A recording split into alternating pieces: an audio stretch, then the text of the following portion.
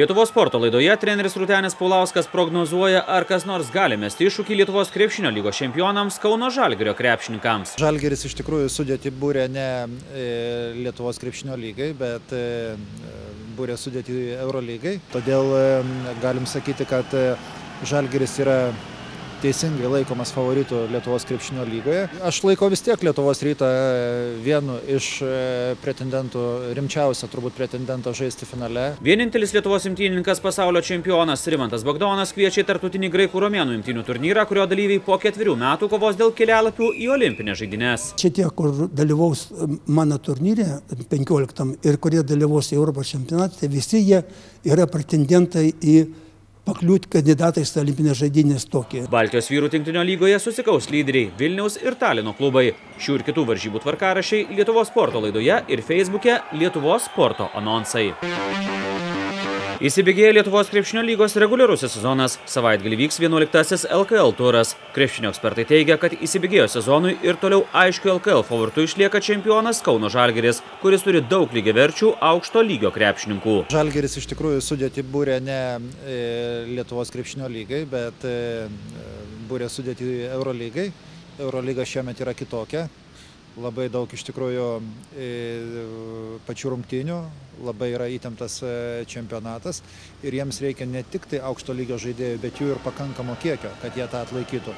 Todėl galim sakyti, kad Žalgiris yra teisingai laikomas favoritų Lietuvos krepšinio lygoje, bet Žalgiris jau vieną kartą pralaimėjo ir pralaimėjo pačiam varžybų starte. Kitas toks rizikingas dalykas Žalgiriui yra, kad Žalgiris turės labai intensyvų tvarkaraštį, daug perskridimų, labai trumpas atsigavimo laikas, 3 rungtynės per savaitę. Todėl kai kurios komandos gali tikrai tikėtis sėkmės žaisdami prie Žalgirį, jeigu jie pataikys tuo metu, kai Žalgiris bus pavargęs. O tuomet, kai eis reikalai prie finalo, kada bus Lietuvos taurės finalas, aš galvoju, kad Žalgiris tikrai mobilizuosis ir pagal sudėtį, pagal tai, ką dabar komanda rodo, koks jos pajėgumas, aš galvoju, kad vargu ar kas nors galės pasipriešinti jiems. Paulauskas tvirtina, kad šį sezoną labai pakilo kitų LKL komandų lygis ir prognozuoja atkaklio kovą dėl vietos geriausių komandų ketverte ir finale. Aš laikau vis tiek Lietuvos Rytą vienu iš pretendentų, rimčiausia turbūt pretendento žaisti finale. Tai ir tradicijos, kas nemažiau svarbu, tai ir ambicijos, tai ir potencialas galų gale, kurį vilniečiai visuomet turi. Jie gali keisti žaidėjus savo netikusius, gali stiprintis, ieškoti rėmėjų. Bet, kas iš tikrųjų dabar įdomu, kitų komandų pajėgumas labai pakilo. Ir matom Neptūną, nors yra startavusi labai sunkiai, bet jau beįsibėgėjantį. Ir reiktų teisybės dėliai pasakyti, kad lygiaverčių žaidėjų po to, kai išėjo Zavackas, Butkevičius ir Denny Ewingas, jie dar neranda, dėl to taip ir sunku, bet gerų treniruočių pagalba, gero, sakyčiau, taip išlaikyto komandos branduolio pagalba, jie savo žaidimą atranda. Kitas labai iš tikrųjų įdomus klubas, tai Panevėžio Lietkabelis, kuris sugebėjo stiprintis pajėgiais labai lietuviais. Visų pirma, turiu galvoj brolius Lavrinovičius, Mindaugą Lukauską, Simą Galdiką. Išlaikė panevėžietį svarbų Leonavičių ir tikrai pasikvietė 2 labai pajėgius amerikiečius, kas iš tikrųjų rodo, kad ne tik tai pinigai yra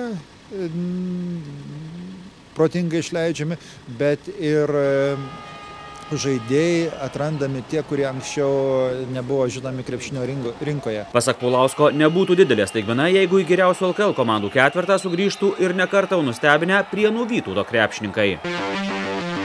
Baltijos vyrų tinklinio lygoje šeštadienį lyderių mūšis. Visas 4 pergalės iškovojo Vilniaus Flamingo Volley. Tinklininkai namuose priims taip pat pergalingai rungtyniaujančią Talino Selver komandą. Sekmadienį vilniečių laukia susitikimas su Talino TTU klubu. Su šiomis Estijos komandomis savaitgalį susitiks ir Baltijos lygos debiutantai Šiaulių Alga Masters Aidėja tinklininkai. Per 4 rungtynes 2 pergalės iškovojo šiauliečiai, užima 7 vietą. Baltijos moterų tinklinio lygoje šeštadienį tarpusavėje kovos Lietuvos komandos Alytaus Prekyba su Kauno klubu. 3 pergalės ir 1 pralaimėjimą turinčios kaunietės užima 3 vietą, 1 pergalę mažiau turinčios alytiškės yra 4. 7 vietą užimančios Jonavos Achemos tinklininkės savaitgalį žais Estijoje.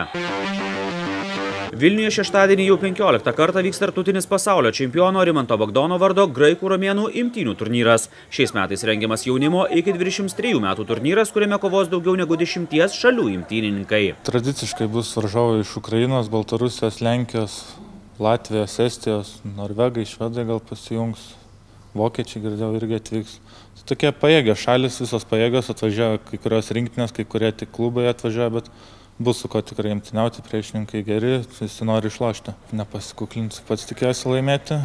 Paskui Romas Friedrichas galingai atrodo iki 98 kg, Kristupas Šleiva 66, Galkinas, Paulius iki 74.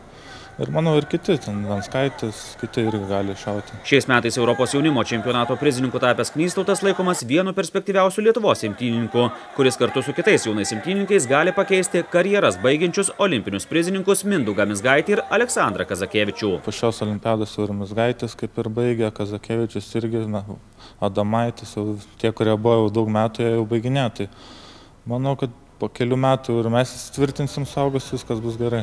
Kaip matai, po 4 metų, kiek mes galim tikėtis imtynininkų olimpiadoje? Manau, 3 minimum, 3, 4, 5 gal netgi turėtume būti jau. Man dabar 22, po 4, 26 jau bus pats ir pikas tasai, manau. Ir ne tik aš ir kiti irgi jau pasieks amžių. Dabar atvažiavom 22 metai, 23, kitiems labai jauni ir tokie dar patirties, kažkur klaidelį ir nepatekom. Šitie, kur dalyvaus mano turnyre 15 ir kurie dalyvaus Europos čempionate, visi jie yra pretendentai į pakliūti kandidatais į olimpinės žaidynės Tokijoje. Mes galvojam, kad 4-5 žmonės būtinai turi dalyvauti atrankoje ir dalyvauti olimpinės žaidynėse Tokijoje. Lietuvos imtynių federacijos garbės prezidentas Rimantas Bagdonas, kuriam netrukus sukaks 78 ir toliau aktyviai dalyvauja federacijos veikloje ir populiarina imtynes. Bagdonas įsteigė 6 stipendijas Šiaulių sporto gimnazijoje besimokančioms perspektyvioms imtynininkėms. Idėja rengti jo vardo turnyrą taip pat gimė norint kuo daugiau varžybų rengti Lietuvoje. Kada paskelbė Lietuva nepriklausomybę, praėjo apie 10 metų, žiūrim, kad rezultato nėra, kažkaip tai reikėjo kažko pradėti racionalius sprendimus, kur galima būtų pasitobulinti, kad ne tik tai pirmą rinkinį išvažiuota į stovyklą, žinot, pas mus tų partnerių ne tiek jau daug ir mūsų lygis imtynių po nepriklausomybės buvo gan žemo lygio. Tai priėjom išvadas federaciją, kad reikia daryti dar kažkokias varžybas papildomai, todėl kad pirmi numeriai jie padalyvavo Respublikos čempionatą, išvažiuodavo į Europos čempionatą, į pasaulį, olimpinės žaidynės, o 2-3 numeriai, kurie jauni vaikinai, negalėjo dalyvauti varžybose, tų varžybų iš viso nebuvo. Rimantas Bagdonas išlieka vienintelis Lietuvos imtynininkas tapęs pasaulio čempionu. Auksą jis laimėjo 1965 metais. Laimėjimų galėjo būti ir daugiau. Tačiau paaiškėjo, kad lietuvis kartu su mama buvo tremtyje Sibire, o jo tėvas su seserimi gyveno Jungtinėse Amerikos valstijose. Pasaulio čempionui sovietų valdžia uždraudė vykti į užsienį ir ten vykstančias varžybas.